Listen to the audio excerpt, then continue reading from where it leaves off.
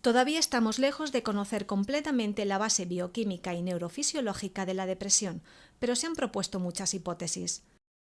La hipótesis monoaminérgica, que considera responsable de los síntomas depresivos a una alteración de los niveles de neurotransmisores, es la que tiene actualmente más aceptación. Para comprender dicha hipótesis, primero vamos a ver cómo funciona un neurotransmisor. La información se transmite a lo largo de una neurona a través de un impulso eléctrico. Pero las neuronas no son una red continua, entre ellas siempre existe un pequeño espacio, denominado hendidura sináptica, que la corriente eléctrica no puede atravesar. Es entonces cuando se movilizan los neurotransmisores. El impulso eléctrico, al llegar al límite de la hendidura sináptica, libera unas pequeñas moléculas que atraviesan el espacio y alcanzan la membrana de la siguiente neurona. Allí se unen a sus receptores específicos y desencadenan una serie de acontecimientos que en última instancia se traducen en la continuidad del impulso eléctrico, y así sucesivamente. Una vez cumplida su misión, las moléculas de neurotransmisor son recaptadas por las neuronas para evitar que sigan estimulando los receptores e impidiendo la transmisión de señales posteriores. Actualmente se conocen más de 50 sustancias que actúan como neurotransmisores. La hipótesis monoaminérgica considera el desequilibrio entre tres de estos neurotransmisores, tres monoaminas, la serotonina, la noradrenalina y la dopamina, responsable de la depresión. Por tanto, aunque no son las únicas, vamos a centrarnos en estas tres sustancias. La serotonina se sintetiza en las neuronas del sistema nervioso central y en las células enterocromafines del intestino. Interviene en diversas funciones fisiológicas, como la regulación del sueño y el apetito, los estados de ánimo, la presión arterial y la secreción de hormonas.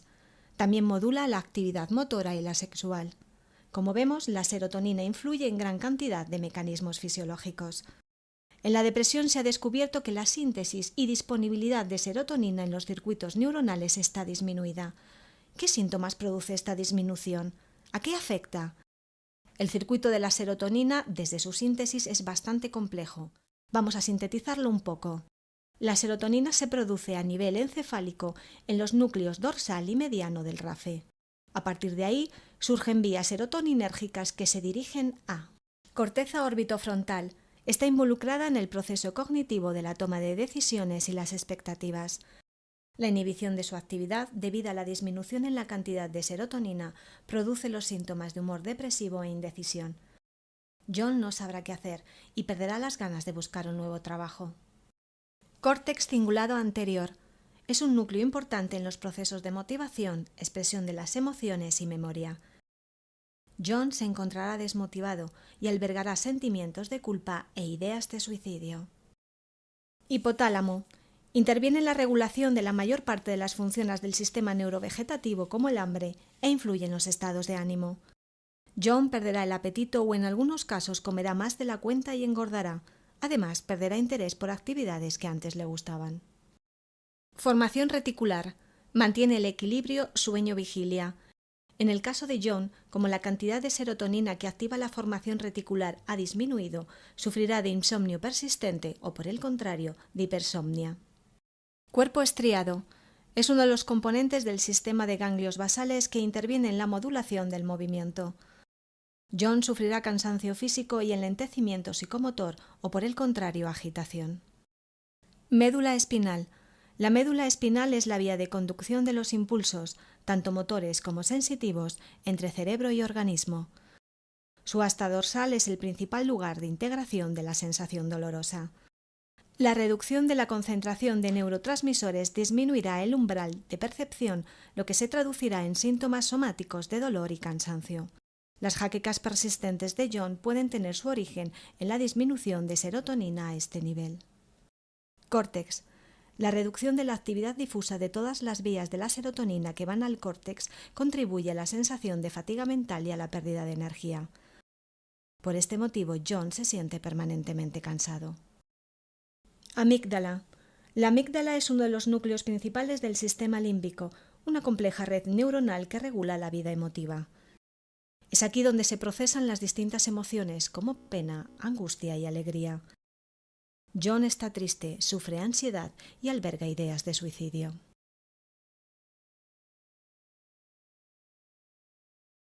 La noradrenalina es otro de los neurotransmisores con más importancia en la génesis de la depresión.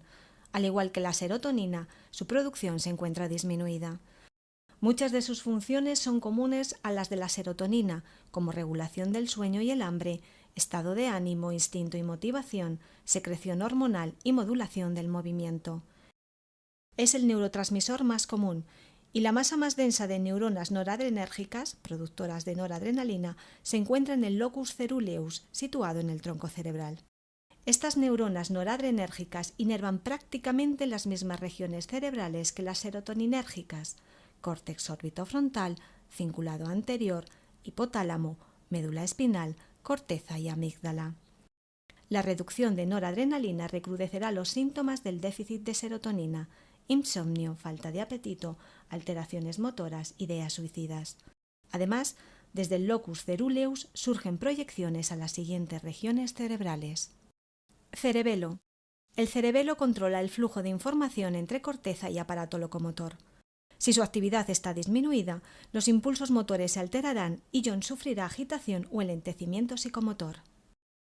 Córtex prefrontal dorsolateral. Regula la atención y la función ejecutiva. John se distraerá con facilidad y no sabrá qué hacer.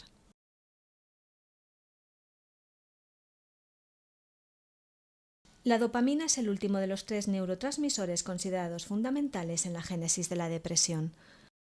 Actúa principalmente a nivel del circuito de ganglios basales y su disminución produce más o menos los mismos síntomas que aquejan a un enfermo de Parkinson.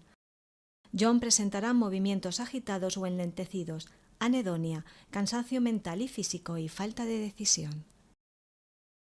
Aunque ya hemos visto que la serotonina, la noradrenalina y la dopamina desempeñan los papeles más importantes en la génesis de la depresión, también intervienen otros neurotransmisores. Entre ellos destacan los opioides, GABA, glutámico, neuroquinas, etc., y muy especialmente las hormonas relacionadas con el eje del estrés, como son el CRF, factor de liberación de corticotropina, y los glucocorticoides. Se ha demostrado que en la depresión existe una gran vulnerabilidad al estrés, con aumento del CRF y resistencia de los receptores de los glucocorticoides, y a la inversa, el estrés sostenido podría originar síntomas de depresión.